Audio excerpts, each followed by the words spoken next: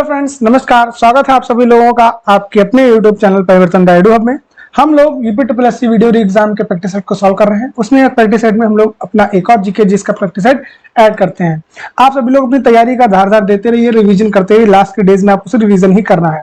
आज हमारा पहला क्वेश्चन है, लिखा है अभिज्ञान शाकुंतलम किताब के लेखक कौन है? तुलसीदास, सूरदास, कालिदास या फिर रायदास? तो इसके लेखक कौन है फ्रेंड? आपके कालिदास है। ये चीज ध्यान रखिएगा। और कालिदास मैंने आपको बताया था कालिदास कैसे लिखा जाता है। कालिदास में फ्रेंड आपका जो ला होता है उसमें छोटी की मात्रा होती है। अभिज्ञान शाकुंतलम हो गया, एक इनकी मेघदूतम, इसे भी ध्यान रखिएगा आप। अभिज्ञान शाकुंतलम हो गया और मेघदूतम दोनों किसकी हैं? आपके कालिदास की। अगले हैं, गुप्त काल की प्रसिद्ध महिला शासिका कौन थी? कुबेर गंगा, प्रभावती गुप्त, राजश्री या प्रभाव कुमार देवी? तो ये तो आपका पेट में ही क्वेश्चन आया था कि गुप्त काल की प्रसिद्ध महिला कौन थी। तो वो थी फ्रेंड आपके प्रभावती गुप्ता, जो कि आपके विक्रमादित्य की पुत्री थी।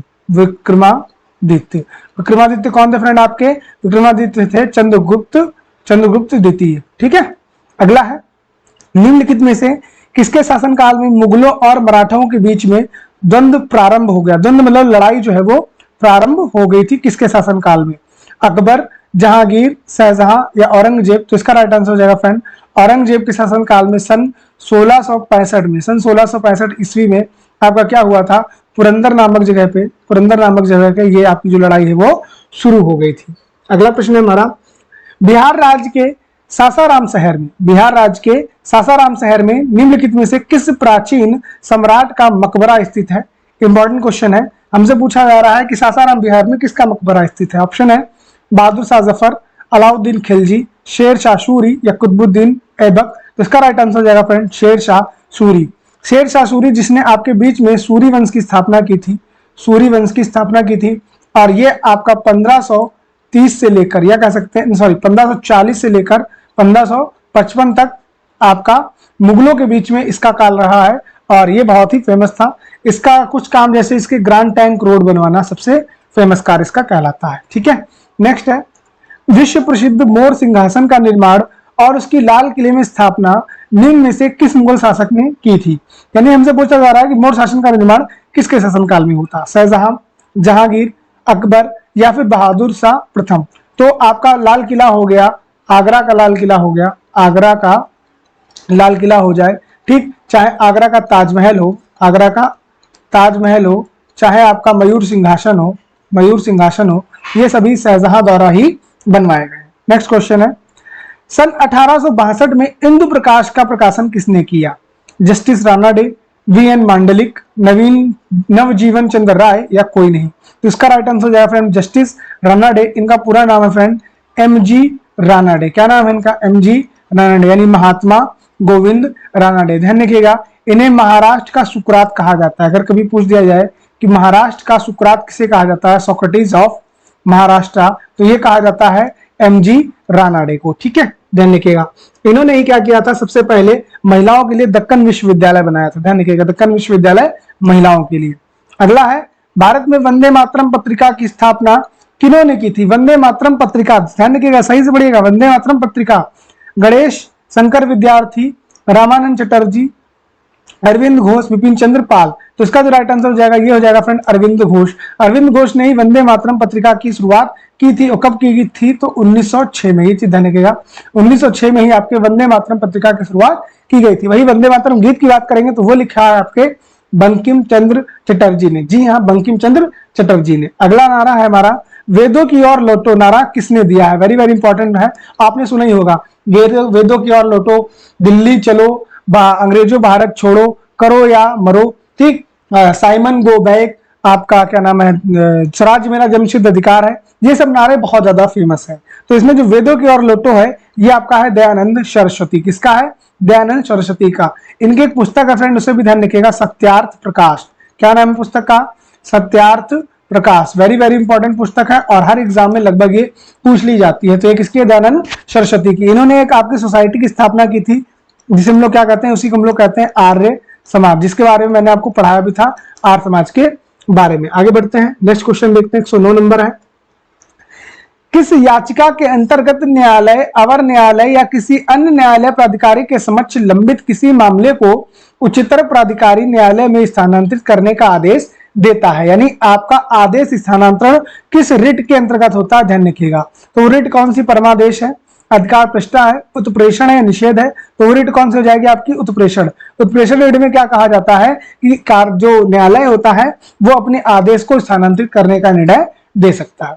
अगला है भारत के उच्चतम न्यायालय की प्रथम महिला न्यायाधीश कौन थी, लीला सेठ, फातिमा बीबी, अन्ना चांडी या सुनंदा भंडारे। तो अगर आप लीला सेठ की बात करेंगे तो ये हिमाचल प्रदेश के हाई कोर्ट की, ध्यान रखिएगा, हाई कोर्ट की पहली महिला न्यायाधीश। वहीं फातिमा बीबी की बात करेंगे तो फातिमा बीबी आपके सुप्रीम कोर्ट की पहली महिला न्यायाधीश, यानी ऑप्शन बी जो है वो आपका करेक्ट हो जाएगा। आगे आता है उच्चतम न्यायालय में संविधान के निर्वचन से संबंधित मामले की सुनवाई के लिए न्यायाधीशों की संख्या कम से कम कितनी हो सकती है, तो कम से कम संख्या फ्रेंड हो सकती है 5। ये किस अनुच्छेद में बताया गया है, ये बताया गया अनुच्छेद 143। ध्यान रखिएगा, कभी भी अगर संविधान की किसी भी वस्तु पे निर्वचन करना है या उसको बताना है तो वो हमेशा उच्चतम न्यायालय ही कर सकता है और कोई नहीं कर सकता।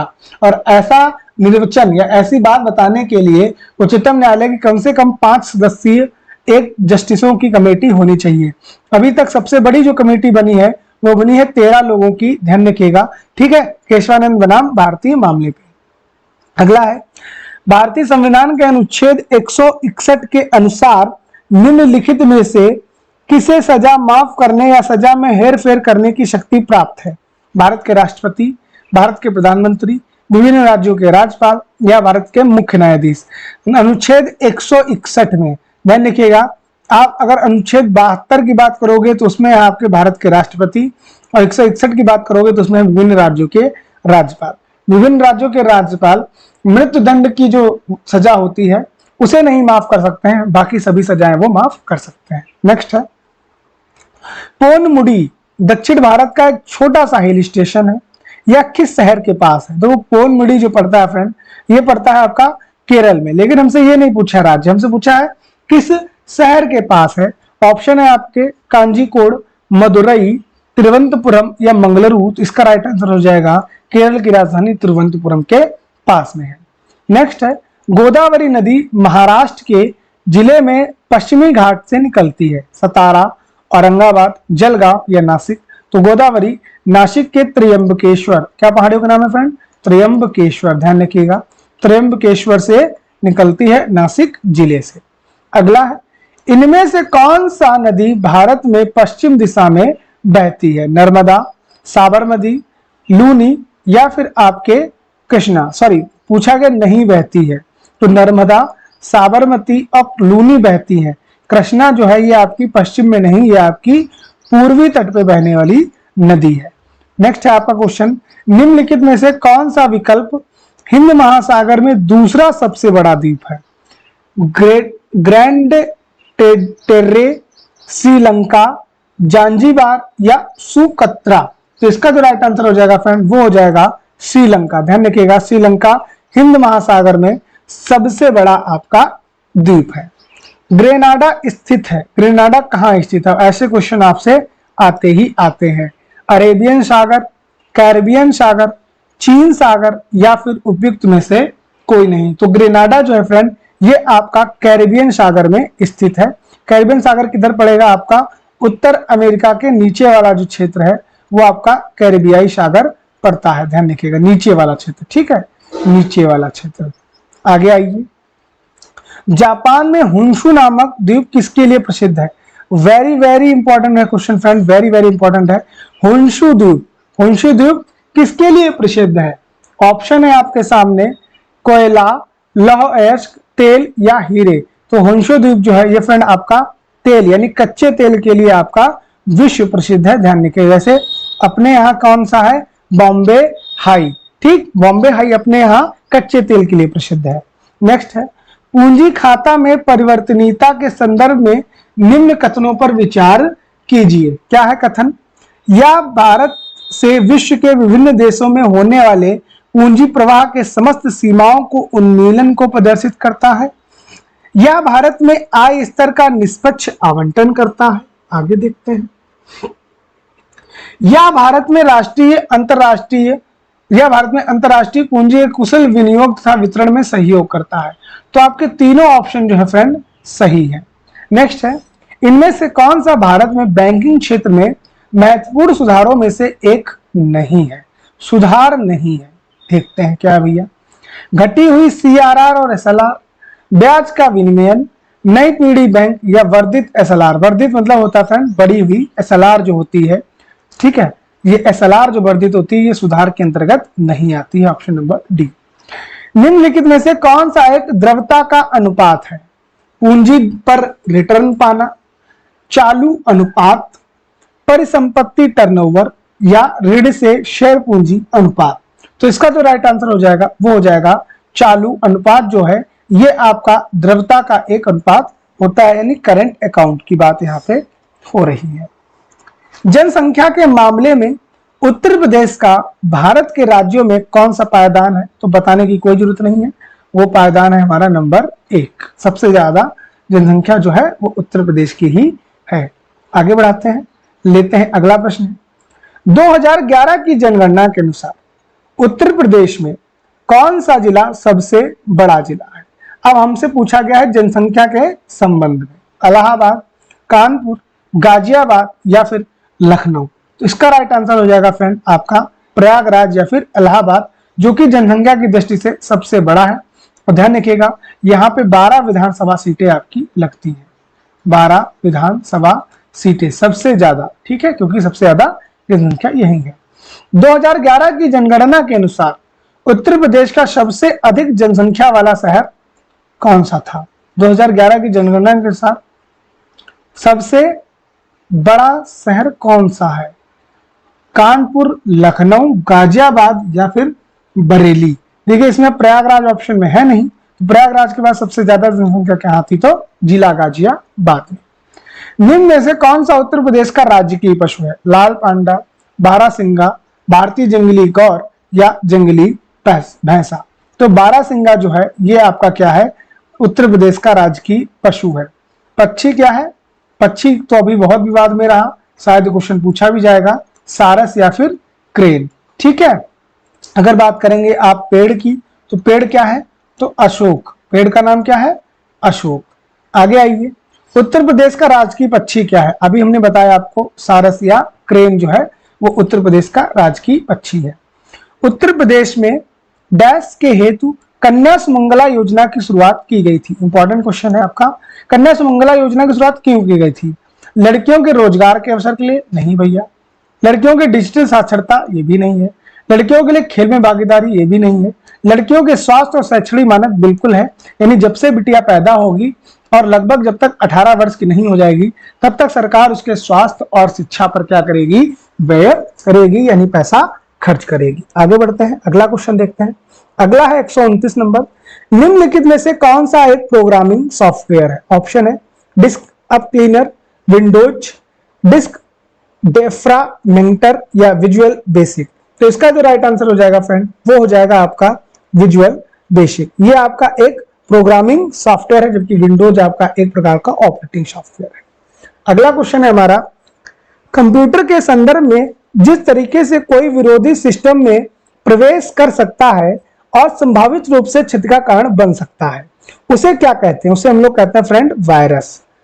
कंप्यूटर भाषा में क्या कहते हैं? वायरस, ठीक है। तो हमला सतह अटैक सरफेस, हमला हस्ताक्षर अटैक सिग्नेचर, हमला पैटर्न अटैक पैटर्न, हमला पथ या अटैक पथ। तो इसका राइट आंसर क्या हो जाएगा? हमला सतह या अटैक सरफेस।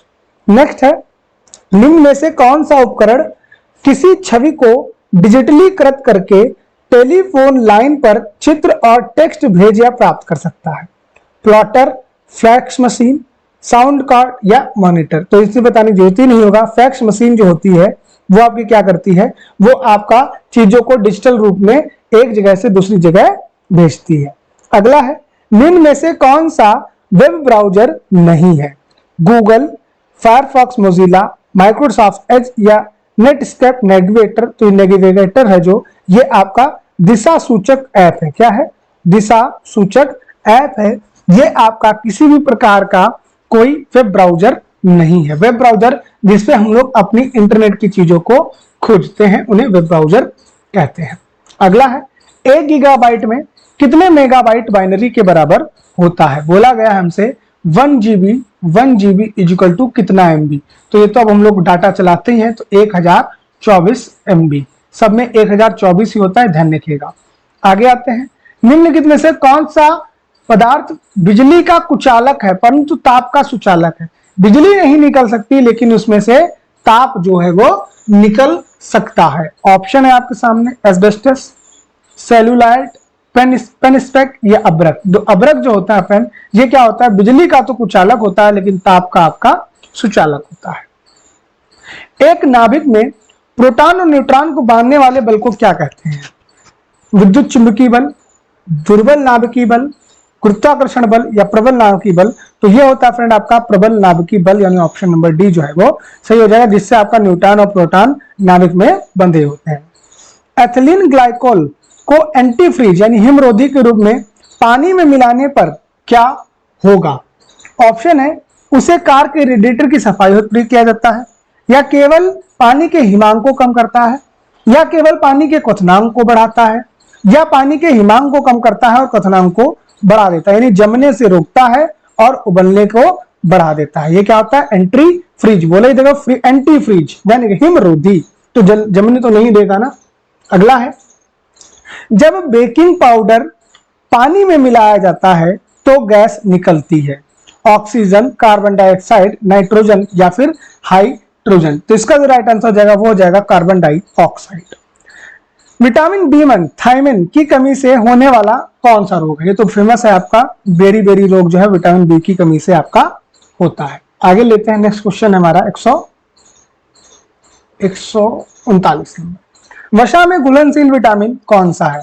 तो वसा में WBC यानी वाटर में B और C, तो बचे कितने आपके? वसा में विटामिन आपका A, वसा में घुलनशील विटामिन A, D, K, ये आपके क्या है? ये सभी आपके वसा में घुलनशील विटामिन है। हमसे पूछा गया नहीं है, तो विटामिन B और C ये वाटर सॉल्युबल विटामिन है आपके, यानी डी ऑप्शन आपका सही हो जाएगा। किण्वन प्रक्रिया में उत्पादित विटामिन कौन सा होता है? किण्वन की प्रक्रिया यानी जो आपकी चीजें सड़ाने में, जैसे आपकी शराब किण्वन से बनती है, तो हमसे पूछा गया है कौन सा विटामिन बनता है? तो आपका सिरका सुना है आपने? सिरका बनता है आपका किस प्रक्रिया से? किण्वन से। सिरका कैसा होता है? खट्टा खट्टा होता है। तो खट्टा विटामिन कौन सा होता है? विटामिन C होता है। ठीक, आप ऐसे इसको क्रैक कर सकते थे। किस राज्य में भारत की पहली टाउनशिप स्थापित की जाएगी? टाउनशिप स्थापित की जाएगी, मध्य प्रदेश, गोवा, हरियाणा या उत्तर प्रदेश? तो पहली टाउनशिप स्थापित की जाएगी आपके उत्तर प्रदेश के वाराणसी में, ध्यान रखिएगा। पहली कहां स्थापित की जाएगी? उत्तर प्रदेश के वाराणसी में।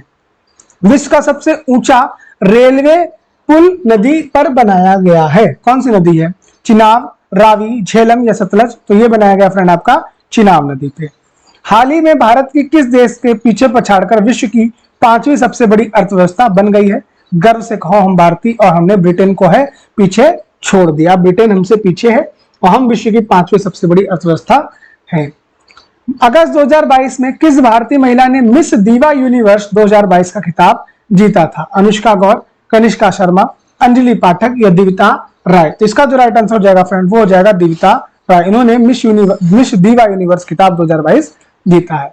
67वें फिल्म फेयर पुरस्कार 2022 में किसे सर्वश्रेष्ठ अभिनेता का खिताब मिला है? वरुण धवन, रणवीर कपूर, रितेश देशमुख या रणवीर सिंह? तो इसका जो राइट आंसर हो जाएगा वो हो जाएगा रणवीर सिंह, और फिल्म नाम था 83 के लिए इन्हें सर्वश्रेष्ठ अभिनेता का पुरस्कार दिया गया है। जून 2022 में केंद्र सरकार द्वारा सशस्त्र बलों में युवाओं की भर्ती के लिए किस योजना की शुरुआत की गई है? तो योजना का नाम क्या है? अग्निपथ योजना, और इसमें शामिल होने वाले जवानों क्या कहा जाएगा? अग्निवीर। ध्यान रखिएगा, अग्निवीर योजना मत लगा के आइएगा, अग्निपथ योजना का नाम है, और शामिल होने वाले युवाओं को अग्निवीर कहा जाएगा।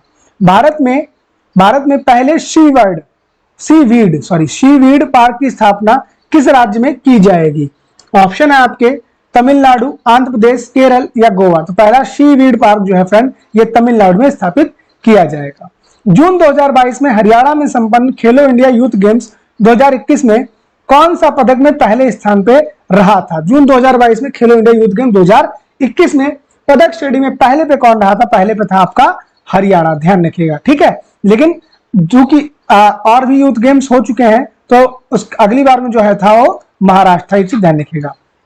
आगे बढ़ाते हैं। नेक्स्ट है ओजोन छिद्र का निर्माण निम्नलिखित में सर्वाधिक कहां हुआ? तो ये हुआ फ्रेंड आपके अंटार्कटिका के ऊपर। ये तो बहुत इंपॉर्टेंट क्वेश्चन है आपका। और ओजोन छिद्र दिवस कब मनाते हैं? 16 सितंबर को मनाते हैं। अगला क्वेश्चन है हमारा, भारत में मैंग्रोव यानी ज्वारी वन मुख्यतः वनस्पति पाई जाती है, तो कहां पाई जाती है? सुंदरबन। और ये कहां पड़ता है? ये पड़ता है फ्रेंड आपका वेस्ट बंगाल में। फ्रेंड ये हम लोगों ने अपने 50 क्वेश्चन कवर किए। अगर आपको देखो ये वीडियो अच्छा लगा हो तो वीडियो को लाइक कर दीजिएगा, चैनल को सब्सक्राइब जरूर कर दीजिएगा। मिलते हैं नेक्स्ट वीडियो में, तब तक आप लोग अपनी क्या कहते हैं दम लगा के तैयारी करते रहिए। ठीक है, थैंक यू।